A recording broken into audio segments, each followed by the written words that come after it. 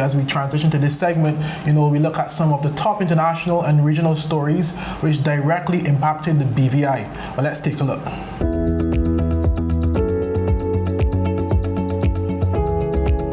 From a regional standpoint, 2023 started with the United States Virgin Islands Governor Albert Bryan Jr.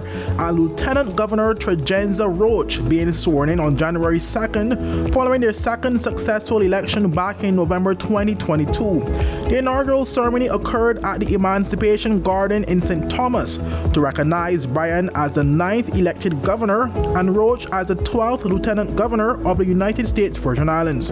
Premier Dr. the Honorable Natalia Wheatley and other dignitaries from the BVI were also in attendance. January 2023 also saw Olympic sprint legend Usain Bolt losing approximately US $12.7 million worth of investment after Jamaican investment firm Stocks and Securities Limited reported a massive internal allegation of fraud. The incident reportedly impacted more than 30 individuals, including Jamaican Bolt, and according to reports, the total loss amounted to more than $1.2 billion Jamaican. Bolt and the other investors are yet to receive their lost funds. Also in January, the Gaston Brown-led Antigua and Barbuda Labour Party regained power for their third consecutive term in office after narrowly scraping a victory in the country's January 18th general elections. At the end of counting, the ABLP had claimed 9 seats, a significant drop from its former stronghold of 15 of the 17 available seats in the House of Assembly. In February, a British family made history by issuing an apology and paying reparations to the island of Grenada. In the presence of public officials, delegates, students, and residents from the community, members of the Trevelyan family made a public apology to the people of Grenada on behalf of their ancestors. That family had owned over 1,000 enslaved Africans who worked across 6 sugar plantations in Grenada. After abolishing slavery in 1834, the Trevelyan family was paid €26,868 the following year in compensation by the British government. In addition to their apology, the family donated €100,000 fund to the country of Grenada. In April, CARICOM declared a war on guns as the CARICOM heads emerged from a 2-day regional symposium to address crime and violence as a public health issue. The official declaration stated, and I quote, "We declare a war on guns to combat the illegal trade which provides the weapons that contribute significantly to crime and violence in our region, causing death, disabilities, and compromising the safety of our citizens. We call on the United States of America to join the Caribbean in our war on guns and urgently adopt and take action to stop the illegal exportation of firearms and ammunition into the Caribbean," end quote. But action in this regard kicked off with a decision to ban automatic rifles in the civilian population of CARICOM nations. In May, tens of millions of people tuned in to watch the historic coronation of King Charles III at Westminster Abbey in London. The 2-hour ceremony, which also saw his wife Queen Camilla being crowned, was broadcast across the range of channels, with viewing reportedly peaking at 20.4 million. It began at approximately 10 a.m. British Summer Time with a procession to Westminster Abbey in the horse-drawn Diamond Jubilee State Coach, where thousands of persons cheered on as the King made his way through an honor guard consisting of 1,000 members of the British Armed Forces. Also in May, the Caribbean Examinations Council commenced investigations into an unauthorized release of its Caribbean Secondary Education Certificate Mathematics Paper 2 after students across CARICOM sat the exam. There was a confirmed report of students having access to the exam prior to its scheduled sitting in St. Vincent and the Grenadines. CXC concluded in their investigations that the leak originated out of Jamaica. In June, the world continued to witness political instability in the United Kingdom government, with the previous Minister for the Overseas Territories, Lord Zach Goldsmith, resigning. In a lengthy resignation letter, Goldsmith attacked UK Prime Minister Rishi Sunak's record, accusing him of apathy on climate change issues. Goldsmith said Sunak's stance on climate change issues proved challenging for his role as Environment Minister, making it, and I quote, untenable. That instability continued months after, with Sunak surprisingly appointing former Prime Minister David Cameron as the country's new Foreign Secretary in November as part of his broader cabinet reshuffle. Cameron, who served as Conservative Prime Minister between 2010 and 2016, replaced James Cleverly, who was moved to the role of Home Secretary. Cleverly took over the role from Suella Braverman, who was sacked from the previous week following a controversial article she released surrounding pro-Palestinian protests. In July, we saw Trinidad and Tobago confirming its first case of the monkeypox virus, according to health authorities there. The patient was a middle-aged man with a history of international travel. The diagnosis was confirmed by the Caribbean Public Health Agency, and the country later recorded 2 additional cases. Jamaica and the Bahamas also had positive cases in 2023. In August, Antiguans Keisha Shahaf and Antasia Mayers created several historic feats after completing the first private astronaut flight by Virgin Galactic. The duo became the first mother-daughter pair to go to space, the first female astronauts from the Caribbean, and the 6th and 7th black women to go to space.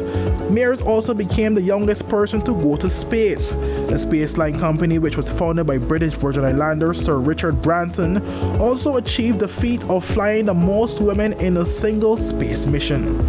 Also in August, a massive explosion rocked the busy market area near the capital of the Dominican Republic and left a trail of destruction that claimed the lives of more than 24 people, including a 4-month-old.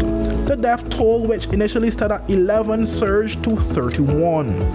On the entertainment scene, 2023 also saw the inaugural Caribbean Music Awards, which was hosted by Haitian music legend Wyclef Jean. The event took place at the iconic King's Theater in Brooklyn, New York, and featured a lineup spanning 26 categories across a myriad of genres, including reggae, dancehall, soca, compa, and zouk. The event paid homage to Trinidadian soca singer, record producer, and songwriter Machel Montano, as well as the legendary Jamaican reggae icon Beres Hammond, for their exceptional contributions to music over several decades. Also in 2023, there was a slate of major cyber attacks which affected one of the big 4 audit firms in the United States, PricewaterhouseCoopers, and left more than 8,200 clients of Banco Popular de Puerto Rico exposed with their personal data in the possession of the hackers. The audit confirmed 2 cyber attacks over the months of July and August, which were connected to a well-known Russian-linked organization known as Club Ransom Gang that targeted a file-sharing software named MoveIt, which is widely used by auditing firms.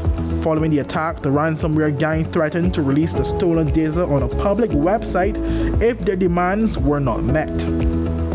This year also saw temperatures reaching record numbers due to global warming and climate change, and the World Meteorological Organization announced that September 2023 was the hottest month ever recorded, setting 2023 to be the warmest year in history. The data provided by the European Union's Copernicus Climate Change Service revealed an average surface temperature of 16.38 degrees Celsius, a significant 0.5 degrees Celsius increase from the previous record set in September 2020. On the international scene, the tensions between Israel and Palestine escalated, and on October 7th, Hamas militants reportedly surged over the Gaza border into Israel, attacking a music concert, military bases, and people in their homes. According to Israel, some 2,000 militants killed around 1,200 men, women, and children, taking about 240 hostages. Israel responded within hours with airstrikes on the Gaza Strip, vowing to destroy Hamas and rescue hostages. Israeli Prime Minister Benjamin Netanyahu vowed, and I quote, "Every Hamas member is a dead man," after forming an emergency government and wartime cabinet. For weeks, Israel's military pounded Gaza with artillery and airstrikes, Then it launched a ground offensive, sending troops into Gaza to divide it between north and south. The United Nations says 40,000 homes have been destroyed, along with bakeries, schools, hospitals, and Gaza health officials say Israeli attacks have killed at least 15,000 people and wounded 40,000 others. Last but certainly not least is the escalation between Venezuela and Guyana that raised significant concern not only among the citizens of Guyana but also across the region. The root of the tension stems from the 62,000 square mile border territory around the Essequibo River, which is mostly jungle and an offshore area where massive discoveries of oil and gas have been made. Both countries claim ownership of the territory, which is sparsely populated and whose much disputed border was agreed upon under an 1899 decision when Guyana was still part of the British Empire. Venezuela reactivated its claim to the territory in recent years after the finding of some 11 billion barrels of recoverable oil and gas off Guyana's coast. Venezuela won the support of its people in a referendum recently held, which followed with its president Nicolas Maduro pledging oil and mining exploration in the claimed area and issuing notice to existing companies already operating offshore Guyana to pack up and leave within 3 months. Analysis and sources in Venezuela have said the referendum, in which voters also rejected the International Court of Justice jurisdiction over the case, will not translate to an actual invasion. It is, they say, an attempt by Maduro to show strength and gauge support for his government ahead of their 2024 presidential elections. Guyana's government has questioned turnout figures given by Maduro's government for the referendum. Electoral authorities spoke about 10.5 million votes on the 5 referendum questions, but later said that figure referred to total voters. However, it was also reported that several witnesses saw several poorly attended polling places during the vote. Guyana had asked the ICJ to bar the referendum, and while the court did not go that far in its ruling, it prohibited Venezuela from taking any action that would change the status quo of the case. Maduro has repeatedly said the referendum is binding, though the vote was previously referred to by his government as, and I quote, consultative. In response to Venezuela's action, Guyana's President Irfan Ali said the country will report Maduro's comments about proposed oil development to the United Nations and the ICJ, and that he has spoken with the UN Secretary General Antonio Guterres. His country's armed forces were on high alert after Venezuela had declared itself an outlaw nation and blatantly disregarded the ICJ orders. Ali also sought to calm potential investors, saying Guyana has been assured of support by partners and the international community. Venezuela's foreign minister said on social media he spoke to his Guyanese counterpart about what he called Venezuela's unappealable mandate. Well, viewers, you would have seen lots of top international and regional stories this year, but the one that would have impacted the region the most is the Guyana versus Venezuela tensions that we would have seen somewhat quelled in a recent meeting, but, following such, more, we have to obviously keep our eyes in 2024 to see whether they stick with the agreements that were made. Absolutely. I mean, that's a story we have our eyes on. We have our eyes and our hearts with the people of Ukraine, the people of Gaza, and the people of Congo, because those are still developing stories as well. Can't we all just get along? I mean, I think it's imperative, and I think that as regional counterparts, what I think is most important is that, let's just take, for example, the Venezuela situation. I would hope that the region would have come together a little bit more and really supported and really asked these two entities to make the best for not only themselves but for the people. Absolutely.